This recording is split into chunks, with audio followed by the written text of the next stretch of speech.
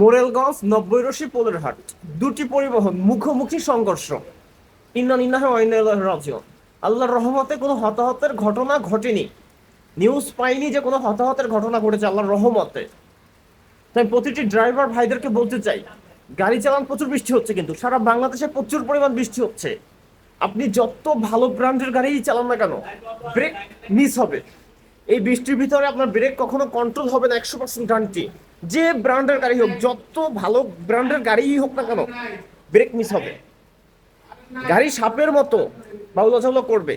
তো এই দিক থেকে সাবধান, কারণ আপনি যত বড় রাজাই হন না কেন, এই বৃষ্টির ভিতরে আপনার কোনো মূল্য নেই। তাই আমি প্রত্যেকটা ড্রাইভার ভাইদেরকে বলতে চাই, একটু সাবধানে গাড়ি চালাবেন, একটু সতর্কভাবে গাড়ি চালাবেন। আজকে এখানে বড় একটা হতাহতের ঘটনা ঘটতে পারতো। ঈদ উল ফিতরের ঈদে আমরা দেখেছি বিভিন্ন জায়গায় দুর্ঘটনায় অনেক মানুষ হারিয়েছি আমরা। ঠিক কোরবানির ঈদেও কিন্তু এখন পর্যন্ত বিভিন্ন জায়গায় কিন্তু দুর্ঘটনা ঘটেছে। আলহামদুলিল্লাহ, আল্লাহর রহমতে আমাদের মোহাম্মদবাসীর আল্লাহর রহমতে বেঁচে গেছে। তো ড্রাইভার ভাইদেরকে বলতে চাই, একটা দুর্ঘটনা হলে কিন্তু আপনার ফ্যামিলিটা কোথায় গিয়ে দাঁড়াবে? এই দুর্ঘটনায় যে আপনি আর কিছু হবে না এমন কোনো নিশ্চয়তা আপনি দিতে পারবেন না।